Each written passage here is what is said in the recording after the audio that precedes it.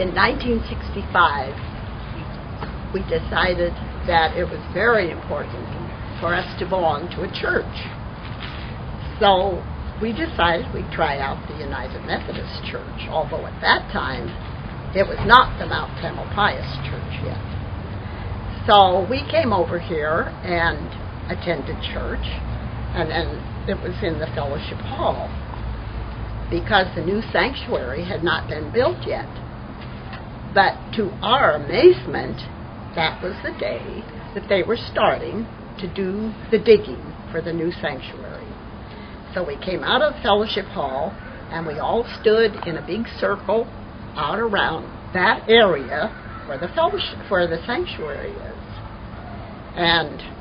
But everybody got to have a turn at digging a little bit of the dirt. Well, here we are at the 100th anniversary of the Methodist Church in Mill Valley, and somehow or other I got to be one of the senior survivors of this church. I'm not quite sure how that happened. My parents were active in this church. I remember going to church and going to weddings. My older sister's wedding at the old shingle church up on Sycamore.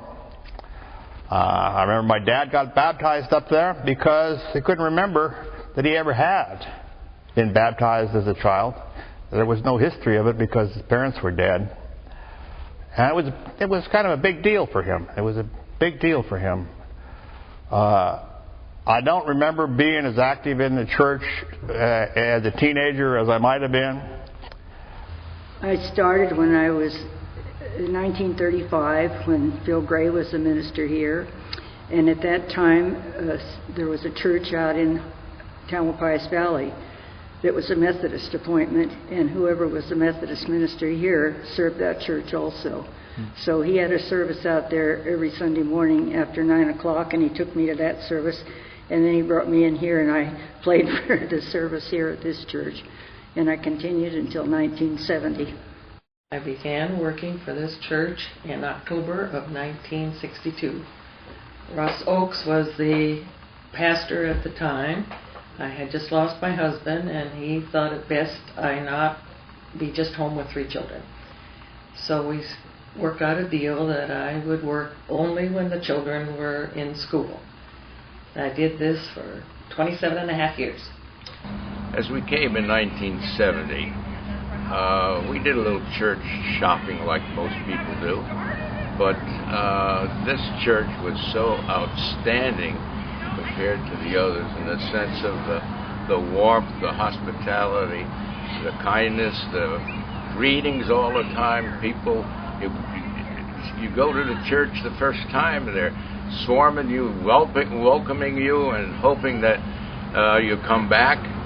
So we decided, hey, this is the place for us. I was always a member of this church. When I was born, my family was already a member of the Methodist Church up on Sycamore, and I was born in December 1948. I remember that downstairs at the old church, the kindergarten room was on the street, on the lower level, and the nursery was in the back of that. And on the wall in the nursery was a plaque that had the names of all the babies that had been baptized. And my name was on there. And even as an older child, I would go down to the nursery and double check that my name was still there. And I wasn't sure what it meant, but I knew it was important that your name was on that list. Well, our family came here in 1979, and our daughter, Catherine, who is now going into the mission field, was 18 months old. And this church was very welcoming to us, and we immediately got involved by going to the retreat. And the retreat opened us up to a whole new world of people here at this church, and that was really, it was great. And that got me involved in partly the outreach of this church. We talked about that then, and some of the incidences that really helped me along the way, where we started working with some other churches and thinking about what we wanted to do with this church and how we could make it grow. Bob Russell, who started the mortuary here in town, who was a wonderful tenor and a fine Christian man.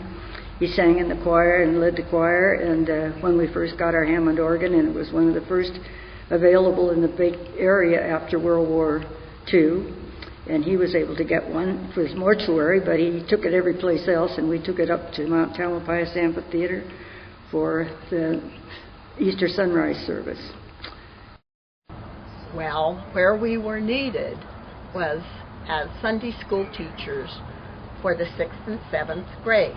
And Stan stayed with it for about a month, and I stayed with it for about a year.